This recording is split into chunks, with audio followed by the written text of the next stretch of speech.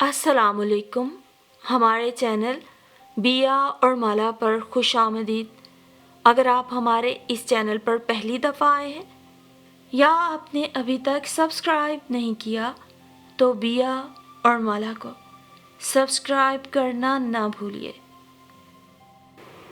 ज़हनी थकावट के बाद इंसान किस कदर कमज़ोर हो जाता है, इस चीज़ का एहसास मुझे चंद महीनों से हो रहा था, जब से उन दो बच्चों को मैंने अपने घर के ट्यूशन सेंटर में ना चाहते हुए भी रख लिया था।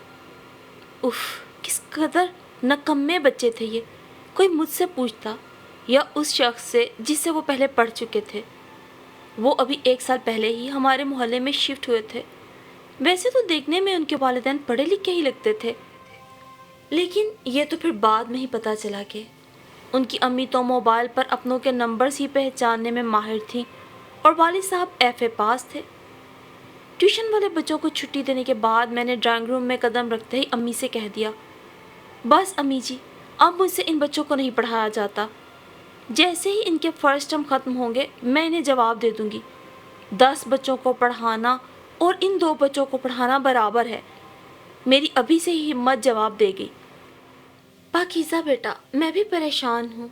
हाँ, मैं देख रही हूँ, जब से कौसरबाजी के बच्चे शायान और आर्यान तुम्हारे पास आ रहे हैं, तुम बहुत ज़्यादा मसरूफ़ हो गई हो। इन्हें तुम दूसरे बच्चों से ज़्यादा टाइम दे रही हो।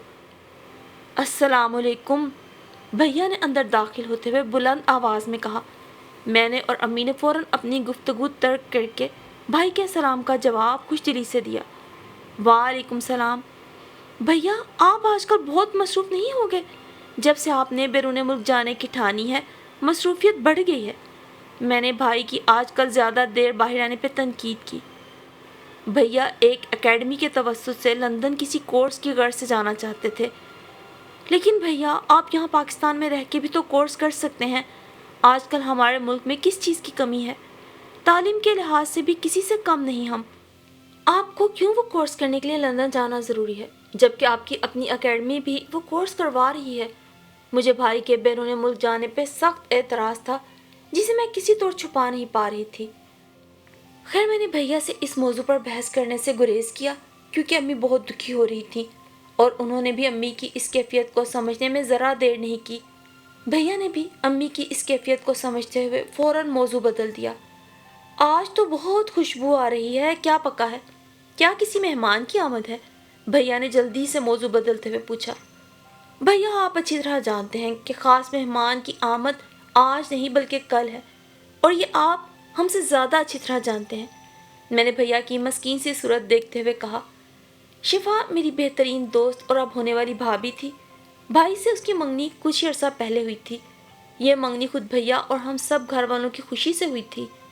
हमारे बाबा को भी शिफा अपनी होने वाली बहू के रूप में बहुत पसंद थी। वो थी भी ऐसी नाजुक सी और नहायत शरीफ। कल ही उनकी वालिदा ने अम्मी को फ़ोन पर अपने आने की इत्तला दी। पता नहीं कौन सा ज़रूरी काम था, तो अम्मी ने इसरार करके शिफा को भी साथ लाने को कहा। इसलिए हमारे साथ भैया को भी कल का बेचैनी से इंतज़ार था। मैं अपने कमरे में झाड़ पूंछ में मसरूफ़ थी, जब बाहर बरामदे में अम्मी के साथ कौसर आंटी को बैठे हुए देखा। वो अम्मी का शुक्रिया अदा कर रही थी। मैंने भी आगे बढ़ के सलाम किया। जवाब देने के बाद वो फिर अम्मी से कल का जिक्र लेके बैठ गई। और बेटा सुनाओ, बच्चे अब कैसे हैं पढ़ाई में? आंटी के पूछने की देर थी और मैंने अगला पिछला सारा कह सुनाया। देखिए आंटी, यहाँ तो 2 या 3 घंटे रहते हैं।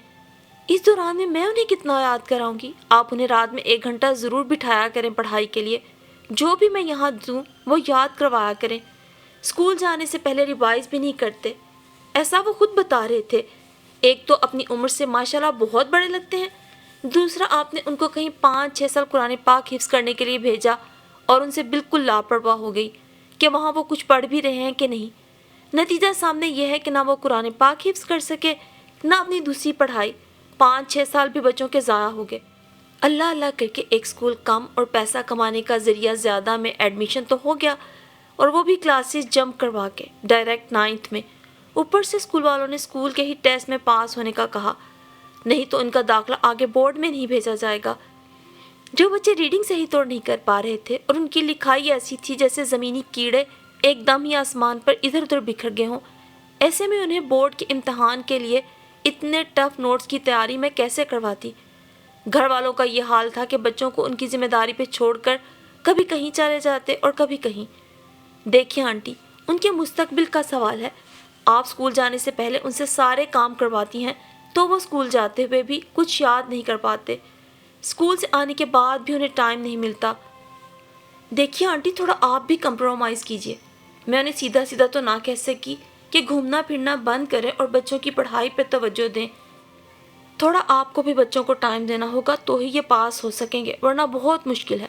मैंने दो टोक तो कह दिया। बेटा, अब मेरे बच्चों के मुस्तकबिल तो आपके हाथ में है। मैं पढ़ी लिखी हूँ नहीं, मैं कहती तो हूँ पर पता नहीं क्या पढ़ते हैं, आंटी ने फ़ौरन कहा। लेकिन मुझे उनकी बात में सच्चाई नज़र नहीं आई। खैर मैंने जल्दी बातों को ख़त्म किया क्योंकि आज मेहमानों का आना था और अभी बहुत से काम बाकी थे। शिफा और आंटी को आए हुए काफ़ी देर हो चुकी थी, लेकिन भाई जाने किस काम में मसरूफ़ थे। सुबह के अभी तक न लौटे और शिफा जी का यह हाल था कि निगाहें थी दरवाजे से हट नहीं रही थी।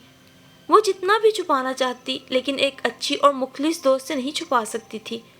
अम्मी और आंटी नमाज़ पढ़ने अंदर चली गई। हम दोनों खाना खाने के बाद ड्राइंग रूम में बातों में मसरूफ़ हो गई क्योंकि ये मौका तो किस्मत से ही मिलता था। फिर बातों बातों में शिफा ने एकदम से मेरा हाथ पकड़ा और मस्कीन सी सूरत बना के कहा, पाकीज़ा एक बात पूछूं, सच सच बताओगी? मैंने एकदम उसकी बदलती हुई कैफियत को देखकर चौंक के कहा, हाँ पूछो, क्या बात है? वो बात यह है कि हमारी मंगनी सिर्फ आप लोगों की मर्ज़ी से हुई है, इसमें तुम्हारे भाई की भी मर्ज़ी शामिल है क्या? प्लीज़ मुझे सच बताना, उसने हिचकिचाते हुए पूछा था। मैडम, इसमें हमारी 100% मर्ज़ी शामिल थी, जभी तो हमने पाकीज़ा और अम्मी को घर भेजा था। भाई आते हुए हमारी बात सुन चुके थे, इसलिए पूरी सच्चाई से जवाब देते हुए सोफे पे बराजमान हो गए और शौक नज़रों से शिफा को देखने लगे। शिफा चाय बनाने की गर्ज से भाई की निगाहों से घबरा के किचन में चली गई। भैया, जब आपको पता था आज इन लोगों ने आना है, आप जल्दी आ जाते, मैंने शिफा की नाराज़गी महसूस करते हुए भाई को कहा। अच्छा जी, बड़ी आई शिफा जी की साइड लेने वाली, भैया ने प्यार से एक हल्की सी चपत मेरे सर पे रसीद की। बिलाखिर थोड़ी मिन्नतें करके भैया ने शिफा को मना ही लिया। और फिर आंटी और शिफा के जाने के बाद बच्चों को पढ़ाने का मेरा बिल्कुल मूड नहीं था, लेकिन इम्तहान सर पे होने की वजह से मूड बनाना पड़ा। शायान और आयान को भी डेट शीट मिल चुकी थी, उनके सिलेबस में थोड़ा बहुत ही बाकी रह गया था। बाकी जितने बच्चे मेरे पास पढ़ते थे सब पोजीशन होल्डर्स और अच्छी परसेंटेज वाले थे। बस ये दो थे जिनको देख के मुझे एहसास होता कि अपनी ज़िंदगी बर्बाद कर रहे हैं।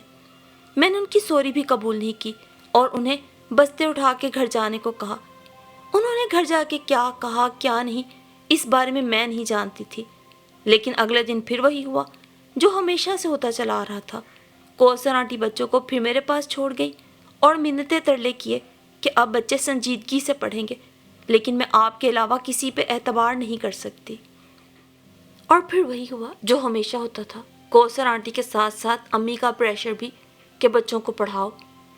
मरता क्या ना करता के मज़दाक फिर से मैं उन्हें लेकर सर खपाने लगी। उस रात भी जब मैं अपना पसंदीदा काम यानी 4-5 किताबें इकट्ठी करके नोट्स बनाने का कर रही थी कि अम्मी मेरे कमरे में आई। मैंने अपना मशगला तर्क करके उनके लिए जगह बनाई। अब अभी तक सोई नहीं? बस बेटा, तुमसे कुछ बात करना थी। उस रोज़ आपा आई थी, वो तुम्हारे लिए एक रिश्ता बता रही थी। अम्मी शिफा की अम्मी को आपा कहती थी। मैंने और फैसल ने पहले इसलिए जिक्र नहीं किया कि पहले हम खुद जांच पड़ताल करना चाहते थे कि वो लोग कैसे हैं। फैसल ने मालूमात हासिल की है तो पता चला लड़का बहुत शरीफ और नेक है। इंशाल्लाह तुम बहुत खुश रहोगी। इस इतवार को वो लोग आ रहे हैं। तुम खुद भी समझदार हो, मुझे अपना फ़ैसला बता देना। अम्मी, अभी मुझे शादी नहीं करना, मुझे आगे पढ़ना है। मैं बहुत कुछ और भी कहना चाह रही थी, लेकिन अम्मी ने तो ये कह के बात ही ख़त्म कर दी। तो हम कौन सा अभी शादी कर रहे हैं बेटा? वैसे भी अच्छे रिश्ते मुश्किल से मिलते हैं। अभी हम बात पक्की करेंगे, शादी तुम्हारी पढ़ाई के बाद ही करेंगे। चाहता तो फैसल भी यही है, लेकिन तुम्हारी मर्ज़ी के बगैर कुछ नहीं होगा। बेफिक्र रहो और इतवार के बाद कोई फ़ैसला करना। अम्मी तो ये कह के चली गई और मैं अम्मी और भैया को छोड़ के जाने का सोच के ही परेशान हो गई, जैसे शादी कल ही हो रही हो। ऐसी ही थी मैं, छोटी छोटी बातों पे परेशान हो जाने वाली। सो अगले ही रोज़ मैंने शिफा के कान खाने शुरू कर दिए। मुझे कुछ नहीं सुनना, تم نے اتوار کو میرے پاس آنا ہے. ہم نند بھاوش بعد میں پہلے اچھی دوست ہیں، اس لیے ہر چھوٹی بڑی بات میں ایک دوسرے سے مشورہ لیتے ہیں. اور وہ بیچاری انکار کیا کرتی، اس نے تو اتوار کی ساری ذمہ داری اپنے سر لیتے ہوئے حامی بھر لی تھی. میرے ٹیوشن کے بچوں کے ایگزام شروع ہو چکے تھے، سو اتوار کو بھی صبح ہی انہیں پڑھنے کے لیے بلوا لیا. پڑھو کے فارغ ہو کے جب کمرے میں داخل ہوئی تو گھر کا نقشہ ہی بدلا ہوا تھا. کچن سے مہکتی ہوئی خوشبو نے مجھے اپنی طرف کھینچ لیا. امی اور شفا کچن میں محو گفتگو تھی، ساتھ ساتھ کام بھی ہو رہا تھا. میرے اندر داخل ہونے پہ دونوں نے مسکراتے ہوئے مجھے دیکھا. شام میں اپیا کے ساتھ ان کی امی اور بھائی بھی تشریف لائے. شفا نے بہت بار کہا کہ بہانے سے ہی دیکھ لوں کہ شاہویز کیسے ہیں، لیکن مجھے اپنی پسند سے زیادہ امی اور بھائی کی پسند کو ترجیح دینی تھی. بے شک زندگی میں نے گزارنا تھی، لیکن مجھے اپنی فیملی پہ پورا بھروسہ تھا. جب چائے لے کے جانے کی باری آئی تو امی نے کچن میں آ کر کہا، بیٹا آپ بھی آ جاؤ. میں نے ایک دم سر اٹھا کے انہیں کچھ کہنا چاہا. امی میری بات سنے بغیر ہی سمجھ گئیں اور آگے بڑھ کے کہنے لگی، گھبراؤ نہیں، فیصل شاہباز کو لے کر باہر کسی کام سے گیا ہے، اس لیے آپ آ جاؤ، ان کی فیملی سے مل لو. اپیا کی فیملی بھی اپیا ہی کی طرح بہت اچھے طریقے سے ملی. ان کی امی کا تو بس نہیں چل رہا تھا کہ مجھے اٹھا کر ابھی اپنے ساتھ لے جائیں. انہیں میں بہت پسند آئی تھی. وہ اگلے اتوار کو دعوت کا کہہ کے چلے گئے. میں شاہباز کے سامنے نہیں گئی، نہ ہی ان کی تصویر دیکھی. ہاں البتہ امی نے میری تصویر انہیں دے دی کہ شاہباز کو دکھا دیں. بھیا کو بھی یہ رشتہ دل سے پسند آیا. شاہباز بہت اچھی طبیعت کا مالک تھا. ان کے جانے کے بعد بھیا اور امی نے اوکے کا سگنل دے دیا. میں بھلا کیسے انکار کر سکتی تھی اس ماں کو جو میری ہر بات بنا کہے سمجھ جاتی تھی. امی نے بھائی کو یہ بھی بتا دیا کہ اس نے ہماری پسند کو ترجیح دی ہے اور یہ بھی کہا ہے کہ کوئی رشتہ جڑنے سے پہلے وہ شاہباز کو نہیں دیکھے گی. بھیا یہ سن کے مسکرا دیے. اگلے اتوار امی اور بھائی ان کی طرف گئے. شفا کی فیملی بھی ساتھ میں مدعو تھی. شفا کے بابا بھی مجھے بالکل اپنے بابا ہی کی طرح لگتے تھے. انہوں نے بھی لڑکے اور فیملی کی طرف داری کی تھی، سو رشتہ پکا ہو گیا. ان کی فیملی والے منگنی دھوم دھام سے کرنا چاہ رہے تھے اور میں اتنا ہی پریشان ہو رہی تھی. شاید اس بات پر کہ شفا کے مطابق جو بندہ اتنا ڈیسنٹ اور ڈیشنگ ہے وہ مجھے بنا جانے بنا دیکھے مجھ سے شادی کرنے کو کیسے تیار ہو گیا. منگنی کی رسم بھی دھوم دھام سے ادا کی گئی. لائٹ پرپل کلر کی نیٹ کی فراک اور اس کے ساتھ مکمل میچنگ کی ہر چیز. لڑکے والوں نے کسی چیز کی کمی نہیں چھوڑی تھی. منگنی اور بچوں کے امتحانات سے فارغ ہو کے پھر میں ایک دم ہلکی پھلکی ہو گئی. تمام بچوں کے رزلٹ سوائے ان دو نکموں کے بہت اچھے آئے. آریان نے تو پھر بھی پاسنگ مارکس لے لیے تھے. شایان ایک پیپر میں فیل ہو گیا تھا، جس کا اس کے ساتھ ساتھ مجھے بھی بہت دکھ تھا. فائنل ٹرم کی تیاری شروع ہو گئی تھی. اسکول والوں نے ان دونوں کا نام آگے بورڈ میں درج کرا دیا تھا. فائنل امتحان بھی خیریت سے گزر گئے. شایان اور آریان نے لاپرواہی کے علاوہ کچھ کر کے نہیں دکھایا. پھر بھی اللہ کا شکر تھا کہ ان کی محنت مانوں یا اپنی کہ آریان کے سارے پیپرز بورڈ میں بھی کلیئر ہو گئے. البتہ شایان کا ایک پیپر رہ گیا. مجھے تو اتنی بھی امید نظر نہیں آ رہی تھی. ادھر بھیا کے بھی ملک سے باہر جانے کے دن قریب آ رہے تھے. میں نے بھی کچھ وقت کے لیے ٹیوشن چھوڑ دی کیونکہ طبیعت بہت خراب رہنے لگی تھی اور امی بھی مجھے بجھی ہوئی دکھائی دے رہی تھی. اپیا کا فون آیا تھا. اپنے بیٹے کی سالگرہ پہ دعوت دی. امی تو بیماری کی وجہ سے نہیں جا رہی تھی. فیصل بھیا نے مجھے شفا کے گھر تک ڈراپ کرنے کی ذمہ داری لے لی اور وہاں سے مجھے شفا کے ساتھ اپیا کے گھر جانا تھا. میرے لاکھ بہانے بنانے پر بھی امی نے اس بار میری نہیں سنی اور مجھے مجبوراً جانا پڑا. لائٹ بلو کلر کے سوٹ پر اور گینزا کا لائٹ بلو دوپٹہ مجھے بھی اپنا آپ مختلف سا لگا. کچھ اتنے عرصے بعد تو میں تیار ہوئی. پارٹی اپیا کے لان میں ہی ارینج کی گئی تھی. وہاں کا تو نقشہ ہی بدلا ہوا تھا. بہت نفیس طریقے سے لائٹنگ کی گئی تھی. سفیان یعنی اپیا کے بیٹے نے ایک ہی ضد لگائی ہوئی تھی، جب تک شاہباز ماموں نہیں آئیں گے میں کیک نہیں کاٹوں گا. لوگ کبھی اس کو اور کبھی کیک کو دیکھ کے خاموش ہو جاتے تھے اور میرا تو یہ سن کے ہی برا حال ہو رہا تھا. شاہباز کے بغیر کیک نہیں کٹے گا، مطلب وہی ہونے والا تھا جس کا مجھے ڈر تھا. سفیان نے زور سے چلاتے ہوئے کہا، اگر شاہباز ماموں نہیں آئے تو میں کیک نہیں کاٹوں گا. اچانک سامنے سے ایک مردانہ آواز ابھری، ماموں کی جان، ہمارے آتے ہی یہاں سے کوئی بھاگ جاتا، اس لیے ہم نہیں آ رہے تھے. سیدھا اور صاف مجھے سنایا جا رہا تھا. ماموں اور بھانجے نے پھر مل کے کیک کاٹا. سب کی ہیپی برتھ ڈے کی آواز گونجی اور میں سب سے پیچھے کی طرف ہونے لگی۔ میں نے اب تک نظریں اٹھا کر دیکھنے کی بھی کوشش نہیں کی تھی، میں جو ابھی تک اس اچانک صورتحال پہ بکھلائی ہوئی تھی۔ اپیا کے پکارنے پہ سر اٹھا کے انہیں دیکھنے لگی۔ پاکیزہ، یہ میرے بھائی شاہویز ہیں، اور بھائی آپ تو پہچان ہی گئے ہوں گے۔ ویسے اپیا، میں اتنا بھی ڈراؤنا نہیں ہوں کہ لوگ مجھے سمجھ رہے ہیں جتنا۔ انہوں نے سیدھے میرے نہ دیکھنے پہ چوٹ کی اور میں ایک دم سر اٹھا کے انہیں دیکھنے لگی۔ سامنے کھڑے بندے کو دیکھ کر لمحے بھر کے لیے تو میں خود بھی دنگ رہ گئی۔ یہ میرا ہونے والا زندگی کا ساتھی ہے۔ واقعی جتنا سنا تھا اس سے کہیں زیادہ ڈیشنگ پرسنالٹی تھی۔ وہ ہلکی سی مسکراہٹ لیے مجھے دیکھ رہے تھے۔ اپیا کو تبھی کسی نے آواز دی۔ وہ ابھی آئی ہوں کہہ کے واپس چلی گئی تو مجھے ہوش آیا اور اپنے آپ کو سنبھالتی ہوئی انہیں سلام کیا۔ دیکھا، میں نے کہا تھا نا کہ میں اتنا بھی ڈراؤنا نہیں جتنا کہ آپ سوچتی ہیں۔ وہ پرشوق نگاہوں سے مجھے دیکھ رہے تھے اور مجھے اپنا آپ سنبھالنا مشکل ہو رہا تھا۔ پاکیزہ جی، ایک بات پوچھوں؟ اور میں جو یہاں وہاں دیکھنے میں مصروف تھی، اس سرگوشی کے انداز پہ چونک کے انہیں دیکھنے لگی۔ پاکیزہ جی، آپ پلیز مائنڈ نہ کیجیے گا، کیا آپ کسی اور کو پسند کرتی ہیں؟ انتہائی دوستانہ لہجے میں پوچھا گیا یہ سوال۔ میرے تو جیسے 14 طبق روشن ہو گئے اور میں ہمنکوں کی طرح انہیں دیکھنے لگی کہ سوچا بھی نہیں تھا ایسا سوال سننے کو ملے گا۔ میں نے کوئی جواب نہ دیا اور خود کو سنبھالتی ہوئی اوپر کمرے میں آ گئی جہاں شفا اور دیگر لوگ موجود تھے۔ اور پھر اس روز ہمارا گھر صبح سے ہی مہمانوں سے بھرا ہوا تھا۔ فیصل بھیا 2 سال کے لیے لندن جا رہے تھے۔ میرے سسرالی اور شفا کی فیملی، محلے والے بھی ملنے کے لیے آ رہے تھے۔ بھائی نے شام کو جانا تھا۔ شفا اور ہم سب بھیا کے جانے سے غمگین تھے اور وہ تو بھیا سے کافی ناراض بھی تھی۔ بھائی کو ایئرپورٹ چھوڑنے کی ذمہ داری شاہویز نے لے لی تھی۔ بھیا کی اور شاہویز کی اتنی اچھی دوستی دیکھ کر میں حیران رہ گئی۔ اور تو اور کھانے کے دوران بھی بھیا مجھے خود سے کچن سے لینے آ گئے، کہا کہ آ جاؤ تم بھی سب کے ساتھ کھانا کھاؤ۔ مجھے شاہویز پہ مکمل اعتماد ہے۔ میں حیرانی اور کچھ پریشانی کے عالم میں بھیا کے ساتھ ڈائننگ ہال میں آئی جہاں پہلے ہی سب موجود تھے۔ میرے اندر آنے پہ سب کے ساتھ ساتھ شاہویز نے بھی لمحہ بھر کے لیے سر اٹھا کے مجھے دیکھا اور پھر بالکل انجان بن کے کھانا کھانے میں مصروف ہو گیا۔ آج کھانا بھیا کے کسی دوست کی طرف سے آیا تھا، اس لیے ہمیں زیادہ محنت نہ کرنا پڑی۔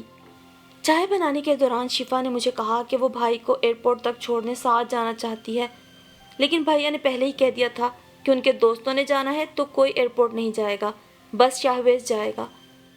پلیز پاکیزہ، تم کہو فیصل سے کہ تمہیں بھی جانا ہے، مجھے معلوم ہے وہ تمہاری بات نہیں ٹالے گا۔ شفا نے التجائیہ کہا۔ آخر کار میں نے بھیا کو راضی کر ہی لیا تھا اور واپسی پر ہم نے شاہویز کے ساتھ آنا تھا۔ ایئرپورٹ پر بھیا کے دوست پہلے سے ہی موجود تھے۔ وہ بھیا سے مل چکے تھے کیونکہ ان کے ساتھ ہوتے ہوئے ہم بھیا کے ساتھ بات چیت نہیں کر سکتے تھے۔ جانے سے کچھ وقت پہلے بھیا شفا کے پاس آئے اور کہا، مجھے معلوم ہے تم بہت بہادر ہو اور اپنے ساتھ ساتھ میری گڑیا اور امی جی کا بھی بہت خیال رکھنا۔ مجھے تم سے بہت امیدیں ہیں۔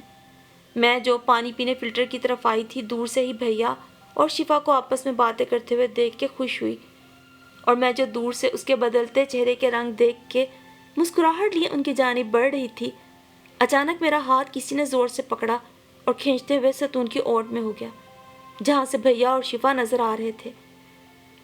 مانا کہ آپ کے کوئی جذبات نہیں، لیکن دوسروں کے جذبات ہیں۔ وہ دونوں آپس میں چند منٹ اکیلے بات کر رہے ہیں، آپ کیوں کباب میں ہڈی بننے جا رہی ہیں؟ کر لینے دیں انہیں سکون سے بات۔ شاہویز نے یہ کہتے ہوئے میرا ہاتھ چھوڑا اور انجان بن کے رخ پھیر لیا۔ میں بے وقوفوں کی طرح ان کی پیٹھ کو گھورنے لگی۔ اناؤنسمنٹ ہونے پہ بھائی نے مجھے گلے لگایا تو خود پہ میرا اختیار نہ رہا اور میں بہت زیادہ رونے لگی کہ ابو کی وفات کے بعد یہ پہلا موقع تھا۔ بھیا ہمیں چھوڑ کے جا رہے تھے۔ شفا نے بھیا سے مجھے مشکل سے الگ کیا۔ بالآخر بھیا شاہویز کو بھی ڈھیروں نصیحتیں کر کے چلے گئے۔ واپسی پہ میں نے خود کو کافی سنبھال لیا کیونکہ اب میں کسی کے سامنے کمزور نہیں پڑنا چاہ رہی تھی۔ 2 مہینے پڑ لگا کے اڑ گئے۔ اس دوران بھائی کا بھی اکثر فون آتا رہا، وہ اپنی پڑھائی میں مصروف تھے۔ شفا کے گھر والوں اور خود شاہویز نے بھی ہر ممکن ان کا ساتھ دیا۔ شفا کی امی ہر دوسرے تیسرے دن چکر لگاتی تو ماں بیٹی کا دل بہل جاتا۔ شاہویز البتہ اس کے بعد آئے نہیں، فون پر ہی امی سے ضرورت کی چیزوں کا پوچھ لیتے۔ البتہ ان کی امی یعنی میری ہونے والی ساس اکثر و بیشتر چکر لگاتی اور زبردستی اتنا کچھ اٹھا لاتی کہ ہم شرمندہ ہوتے رہتے۔ اس کے بعد سے میری اور شہباز کی کوئی بات نہ ہوئی۔ ہاں یہ ضرور ہوا تھا کہ اب میں ضرورت سے زیادہ ان کے بارے میں سوچنے لگی تھی۔ پتہ نہیں یہ ان کی شخصیت کا اثر تھا یا ہمارے ہونے والے رشتے کا، نہ چاہتے ہوئے بھی دل ہی دل میں اس بندے کو سوچنے لگی تھی۔ اس روز میرا موبائل بہت دیر سے بج رہا تھا۔ اسکرین پر نظر دوڑائی تو نیا نمبر سامنے دیکھ کے چونک گئی۔ کال ریسیو کی اور ہیلو کہنے پہ فوراً ہی وہاں سے سلام کیا گیا۔ جانی پہچانی سی آواز کانوں میں پڑتے ہی دل بھی دھڑکنے لگا۔ اس سے پہلے کہ وہ اپنا تعارف کرواتے میں نے خود ہی کہہ دیا، آپ کو میرا نمبر کیسے ملا؟ بہت منت سماجت میں ملا۔ آپ نے تو کبھی غلطی سے بھی کسی سے پوچھنا نہیں ہمارے بارے میں، اب ہم خود ہی بتا دیں کہ ہم بالکل بھی ٹھیک نہیں ہیں۔ دوسری طرف شہباز شوخی بھرے انداز میں گلا کر رہے تھے۔ میں جو اس دن کے بعد سے اپنے اندر اتنی ہمت پیدا کر رہی تھی، ان کی شوخ آواز سن کے پھر سے گھبراہٹ ہونے لگی۔ شکر تھا کہ وہ سامنے نہیں تھے، ورنہ نہ جانے کیا سمجھتے۔ دنیا میں بہت سے ظالم ہوں گے، لیکن سچ آپ جیسا ظالم نہیں دیکھا۔ میں نے کیا ظلم کیا اور آپ کیا کہنا چاہ رہے ہیں؟ پلیز صحیح طرح کہیں۔ آپ نے ایک اچھے خاصے شخص کی نیندیں، اس کا سکون، چین، کھانا پینا سب چرا لیا اور کہتی ہیں کہ آپ نے کیا ظلم کیا؟ اچھا خاصا زندگی گزار رہا تھا، آپ زندگی میں آئیں ایک ظالم شہزادی بن کر، جو اپنے ظلم کرنے پہ بھی کہتی ہے کہ اس نے کیا کیا۔ میں ان کی بات کا مطلب سمجھتے ہوئے بولی، میں نے تو آپ کو لاسٹ ٹائم بھی مشورہ دیا تھا کہ آپ کوئی اور دیکھ لیں، خود پہ ظلم مت کریں۔ اف، یہی باتیں تو آپ کی مجھے جینے نہیں دیتی۔ آپ کیوں اتنی سنگ دل ہیں؟ دیکھنا جس دن آپ پیار کے معنی سمجھ گئی نا، اس دن آپ کو ہمارے احساسات و جذبات کا اندازہ ہوگا۔ وہ آج کچھ زیادہ ہی لفظوں میں اپنے پیار کا اظہار کر رہے تھے اور میں اتنے کھلم کھلا اقرار پر بس جی ہی کہہ کے رہ گئی۔ پھر ایسا ہوا کہ ہفتہ 10 دن بعد ان سے فون پہ بات ہونے لگی اور میں اپنی اس بدلتی کیفیت پر خود بھی حیران تھی۔ ہر پل ان کے فون کا انتظار کرنے لگی، لیکن اپنی کیفیت کسی پہ آیا نہیں کرتی تھی۔ اس روز میں اپنا آخری پیپر دے کے آ رہی تھی جب میں نے سامنے چاٹ کے ٹھیلے پر شایان اور آریان کو دیکھا۔ آریان کا ہاتھ پکڑے وہ جانے کیا کہہ رہا تھا۔ دور سے دیکھنے پر مجھے اندازہ ہوا کہ ان کے ساتھ جو 2 اور لڑکے کھڑے تھے، شاید وہ ان سے کسی بات پر انکار کر رہا تھا۔ 2 لڑکوں کی حالت کچھ ایسی تھی کہ وہ صرف شکل و صورت ہی نہیں بلکہ اپنے حلیے سے بھی سڑک چھاپ لگ رہے تھے۔ بہرحال وہ انسان میری تو نظروں میں کھٹک گیا۔ اگلے روز ہم ماں بیٹی چائے پی رہے تھے جب ہماری پڑوسن آئی اور انہوں نے جو بتایا وہ سن کے تو ہم پہ سکتہ طاری ہو گیا۔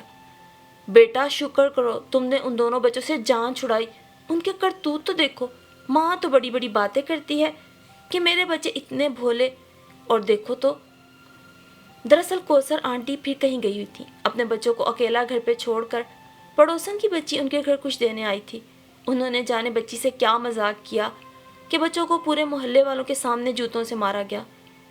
مجھے ایک دم وہ بات یاد آ گئی جب میں نے ان دونوں کو ٹھیلے پر آوارہ لڑکوں کے ساتھ دیکھا تھا۔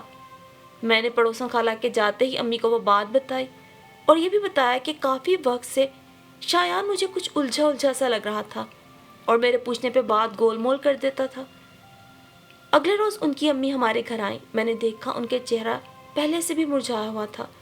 مجھے ان پہ ترس آیا کہ اولاد کا دکھ والدین کو کیسے ختم کر دیتا ہے۔ انہوں نے آتے ہی روتے ہوئے ساری بات بتا دی جو ان کے بچوں کی تھی۔ یہ بھی بڑی بات تھی کہ انہوں نے اپنے بچے کی کسی بات پہ پردہ نہیں ڈالا اور امی کو بڑی بہن سمجھتے ہوئے سچ بتایا۔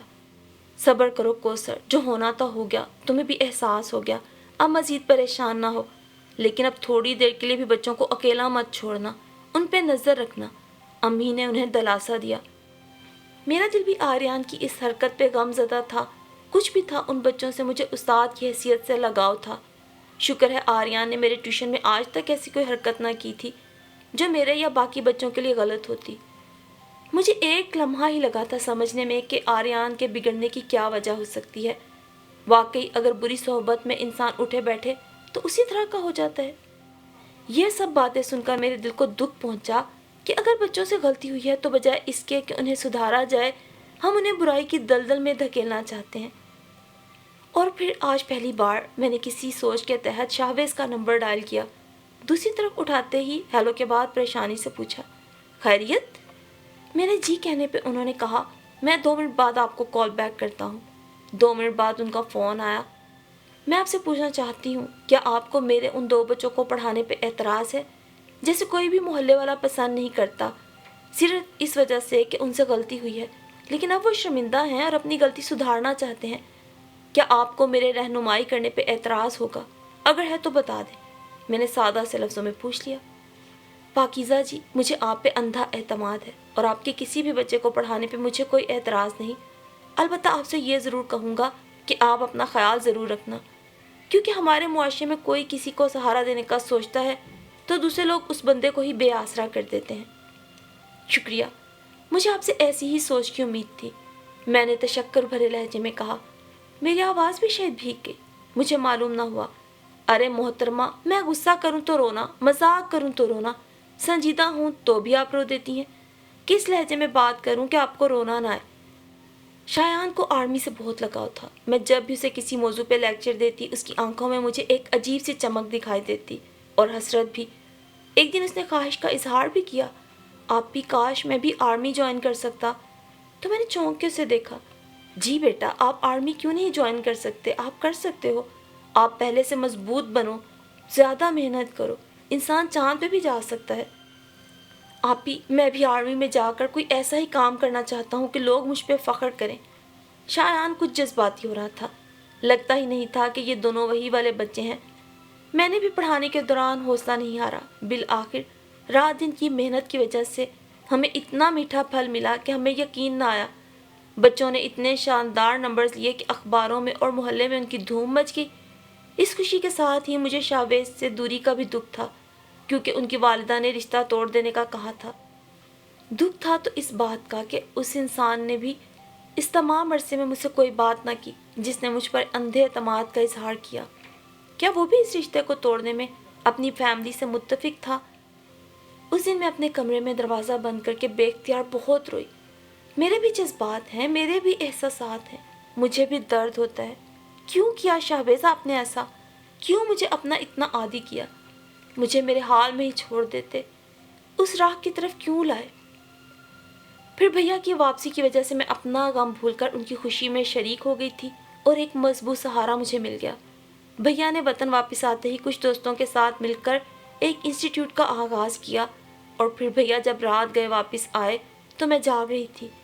سوری گڑیا، میری وجہ سے جاگ رہی ہو ابھی تک؟ نہیں بھیا، مجھے آپ سے کچھ باتیں پوچھنا تھی، اسی لیے ابھی تک جاگ رہی ہوں۔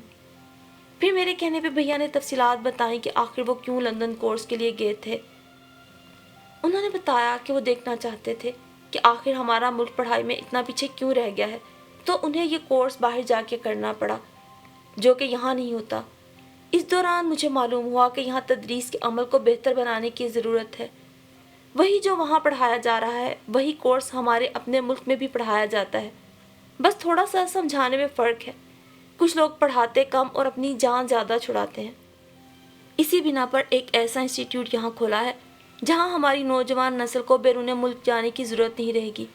اب اس ملک میں ویسی ہی تعلیم ملے گی جس کے حصول کے لیے وہ اتنا پیسہ خرچتے ہیں۔ بھیا نے ایک عزم کے ساتھ کہا۔ شایان اور آریان کو بھی بھیا ٹیوشن کے بعد اپنے انسٹیٹیوٹ لے جاتے اور وہاں کب تک رہتے تھے مجھے علم نہیں۔ سکون اس بات کا تھا کہ وہ اب ایک کی بجائے 2 محفوظ ہاتھوں میں تھے۔ اس روز شفا کا فون آیا تو اس نے بتایا کہ اپیا کی طبیعت کافی خراب ہے۔ رشتہ ٹوٹنے کے بعد بھی انہوں نے ہمارے ساتھ تعلقات ختم نہیں کیے۔ ان کی کالز ہر ہفتہ ضرور آتی تھیں، اسی وجہ سے امی نے مجھے بھی ان کی طبیعت معلوم کرنے کو کہا۔ سو آج کافی عرصے بعد میں ان کے گھر آئی۔ مجھے دیکھتے ہی انہوں نے محبت سے گلے لگا لیا۔ سفیان کا پوچھنے پہ معلوم ہوا کہ وہ برابر والے کمرے میں پڑوس کے کچھ بچوں کے ساتھ ٹیوشن پڑھ رہا تھا۔ انہیں ٹیوشن پڑھانے کوئی سار آتے تھے۔ اپیا سر کے لیے چائے بنانے کے لیے اٹھنے لگی تو طبیعت خرابی کے باعث میں نے انہیں روک دیا۔ میں نے کہا میں بنا دیتی ہوں اور سیفی کو بھی دیکھ لوں گی۔ تب اپیا نے فوراً کہا، پاکیزہ دروازہ نوک کر کے کھڑی رہنا جب تک وہ اندر سے نہ کھولیں۔ میری چھٹی حس نے خطرے کا الارم بجایا۔ میں بجائے انتظار کرنے کے دروازہ بجاتے ہی اندر داخل ہو گئی، اور پھر اپیا جو میرے پیچھے ہی چائے کا مگ ہاتھ میں تھامے ہوئے تھی، اندر کا منظر دیکھ کے چونک گئی، کیونکہ اندر وہ بچوں کو سزا کے طور پر برہنہ کر کے الٹا کر کے دوسرے بچوں سے ان کی کمر پہ تھپڑ لگوا رہا تھا، اور دوسرے بچے اس نظارے سے لطف اندوز ہو رہے تھے۔ جیسے ہی ہم نے ان کو یہ سب کرتے دیکھا تو وہ پریشان ہو گئے۔ البتہ ساتھ والوں کا بچہ شرمندگی سے اٹھ کر اپنے گھر بھاگ گیا۔ اپیا کو تو بس نہیں چل رہا تھا کہ اس کا کیا حشر کریں۔ آج اس شخص کا حلیہ تھوڑا غیر لگ رہا تھا۔ میرے دماغ میں ایک دم آئیڈیا آیا اور میں نے اپیا کو خاموش رہنے کو کہا۔ بچوں کو میں نے کمرے سے باہر جانے کا کہا اور سر سے مخاطب ہوئی، ویری گڈ، کتنی اچھی تعلیم دے رہے ہیں آپ، یہ تو ہم دیکھ ہی چکے ہیں۔ اپیا کو آپ پر پہلے ہی شک تھا، اس لیے اس کمرے میں ہم نے خفیہ کیمرہ لگوایا تھا۔ اب آپ کا یہ کارنامہ ہم سب کو دکھاتے ہیں تاکہ آپ کی اصلیت کا سب کو علم ہو۔ مجھے اس کو صرف یہاں سے ہی نہیں نکالنا تھا بلکہ کچھ ایسا کرنا تھا کہ یہ آگے جا کر اور بچوں کی زندگی برباد نہ کرے۔ ہمارے کہنے کی دیر تھی، اس نے ہاتھ جوڑ کے معافی مانگنا شروع کر دی۔ پلیز آپ میری ویڈیو کسی کو مت دیجیے گا، میں آج سے بچوں کو پڑھانا ہی ختم کر دوں گا۔ غلط کام تو بہت دور کی بات۔ وہ باقاعدہ رونے لگا۔ اسے بھی پتا تھا اس کی حرکت پر اگر پولیس کے حوالے کر دیا جاتا تو کس کیٹیگری میں آتا۔ میں نے بھی اسے ڈرایا دھمکایا اور کھری کھری سنا کے فارغ کر دیا۔ اس نے بھی پھر کبھی ایسا نہ کرنے کی یقین دہانی کرائی اور میں نے بھی وعدہ کیا کہ یہ ویڈیو کسی کو نہیں دوں گی، جبکہ ہم دونوں جانتی تھی کہ ایسی کوئی ویڈیو ہے ہی نہیں۔ ہم نے تو محض بات بنائی ہے اس اچکے کو سبق سکھانے کے لیے۔ اس کے جانے کے بعد اپیا کو کچھ ہوش آیا تو میرے گلے لگ کے رونے لگی۔ پاکیزہ، آج تم نہیں ہوتی تو یہ شخص پتہ نہیں میرے بچوں کو اور کیا کیا غلط حرکتیں سکھاتا۔ اپیا، اس میں تھوڑی سی غلطی آپ کی بھی ہے، آپ کو نظر رکھنی چاہیے تھی نا۔ جب اس نے آپ کو بلا اجازت اندر آنے سے منع کیا تو آپ کو اسی وقت چوکنا ہو جانا چاہیے تھا۔ تب میرے بتانے پہ ہی اپیا کو معلوم ہوا کہ آریان اور شایان پر الزام لگانے کے بعد جو میرا رشتہ توڑا گیا تھا وہ بھی اس آدمی کی حرکت کی وجہ سے تھا۔ اپیا، وہ بچے ایسے نہیں تھے جیسا کہ اس شخص نے انہیں بنانے کی کوشش کی، جیسا کہ آپ کے بچوں کو بھی غلط راہ دکھا رہا تھا۔ اب اگر ایسے میں سفیان سے اللہ نہ کرے کوئی غلطی ہو جائے تو کیا سب لوگ سفیان کا ساتھ چھوڑ دیں گے یا آپ لوگوں سے قطع تعلق کر لیں گے؟ میں نے جب انہیں تفصیلاً سب بتایا تو وہ بھی بہت پریشان ہوئی۔ کافی عرصہ بیت گیا، پھر ایک دن پتہ چلا کیپٹن شایان شہید ہو گئے۔ میرے اندر ہلچل مچ گئی۔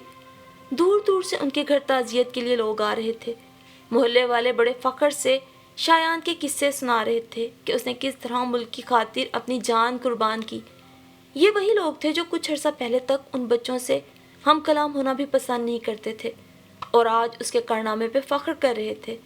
واقعی شایان، تم ابھی بھی زندہ ہو، تم مرتے مرتے ایسا کام کر گئے کہ لوگ تم پہ فخر کرتے ہیں۔ اس روز ڈرائنگ روم سے آتی جانی پہچانی آوازوں نے مجھے چونکا دیا۔ میرے قدم آپو آپ دروازے پہ آ کے رک گئے کیونکہ سامنے ہی شہباز کی فیملی موجود تھی۔ مجھے دیکھتے ہی آنٹی نے مجھے گلے لگا لیا۔ میں نے سلام کرنے کے بعد مجھ سے معافی مانگی۔ میں نے فوراً ان کے جڑے ہوئے ہاتھوں پر اپنا ہاتھ رکھ دیا۔ آپ بھی میری امی کی جگہ ہیں، معافی نہ مانگے، مجھے گوارا نہیں ہے۔ سب کچھ پہلے جیسا ہو گیا تھا لیکن کوئی نہیں جانتا تھا کہ سب کچھ پہلے جیسا ہو جانے کے بعد بھی اب میرا دل ویسا نہیں رہا۔ آج کیپٹن شایان شہید کے اعزاز میں تقریب تھی۔ ان کی فیملی کے ساتھ بطور خاص ہماری فیملی کو بھی دعوت دی گئی تھی۔ پورا حال مہمانان گرامی اور دیگر بڑے شعبوں سے تعلق رکھنے والے افراد سے بھرا ہوا تھا۔ جب تقریب کا آغاز ہوا تو آریان کو بطور بھائی کی حیثیت اور اس کے علاوہ ایک انسانیت کی فلاح و بہبود کے لیے ادارہ چلانے کی حیثیت سے اسٹیج پہ بلایا گیا۔ آریان کو اسٹیج پر اس حیثیت سے اور شہید شایان کی تصویر کے سامنے کھڑے دیکھ کر میری آنکھوں میں ایک بڑی بہن کی حیثیت سے آنسو آ گئے۔ یہ خوشی اور فخر کے آنسو تھے کہ میں نے اپنا کچھ کھو کر کسی کو زندگی میں اچھائی کی راہ دکھائی۔ آریان اپنی تقریر کے دوران بہت کچھ کہہ رہا تھا۔ میں اور میرے ساتھ باقی لوگ بھی اس وقت چونکے جب اس نے اعزازی تمغہ لینے سے انکار کر دیا اور کہا، اگر کوئی اس اعزازی تمغے کو لینے کا حقدار ہے تو وہ ہماری ماں ہے۔ وہ ماں نہیں جس نے ہمیں پیدا کیا۔ پیدا کرنے والی ماں کا حق ایک طرف، لیکن یہاں ہے ایک ایسی ماں جن کی میں بات کر رہا ہوں، جنہوں نے ہمیں معاشرے میں اچھائی کی طرف چلنا سکھایا۔ مجھے اور میرے بھائی کو ایک گہرے دلدل جیسے کنویں سے نکال کر ایک ستارہ بنایا جو کہ گرنے کے بعد بھی اپنی چمک نہیں چھوڑتا۔ ہر قدم پہ ہمارا سہارا بنی۔ اس ماں نے اپنی خوشیاں تک ہم پہ قربان کر دیں اور بدلے میں آج تک ہم سے کچھ نہیں مانگا، اور وہ مقدس رشتہ آج یہاں موجود بھی ہے۔ پاکیزہ اپی، اس اعزاز کو لینے کی حقدار صرف آپ ہیں، صرف اور صرف آپ۔ آریان کا بولتے ہوئے कब लहजा भीगा उसे भी मालूम न था। मैं हैरत और खुशी की मिली जुली कैफियत में घिरी हॉल में मौजूद अफराद की जोरदार तालियों की आवाज़ पे चौंक उठी। मुझे अपने कदम मन मन भर के लग रहे थे। अचानक किसी के सहारा देने के लिए बढ़ाए गए हाथ को देखा तो आंखें धुंधला गईं। तो गोया आप भी यहीं मौजूद थे और इस शख्स ने आज भी मेरे दिल की बात बिना कहे ही सुन ली और हल्के से कहा, मैं तो हमेशा तुम्हारे साथ था, बस तुमको ही मालूम न हुआ। ये शाहवेज था जिसके दोबारा रिश्ता आने पर मैंने साफ इनकार कर दिया था, मगर आज उसके बढ़े हाथ देखकर जैसे मैं फिर से कमज़ोर पड़ने लगी थी। कमज़ोर कह लें या मजबूत, के गलत फहमियों के बाद भी अच्छे दिन आ जाया करते हैं। कभी शायान और आर्यान भी तो मुझे बोझ लगा करते थे ना, लेकिन वक्त ने मुझे गलत साबित किया था। तो फिर भला मैं जाहिलों की तरह अपनी ही गलती को क्यों कर दोहराती। उसकी कुछ यकीन दिलाती चमकदार आंखों में मैं बस पल भर को ही देख पाई थी और मैं उसके बड़े हुए हाथ थाम कर मजबूती से स्टेज की तरफ चल दी।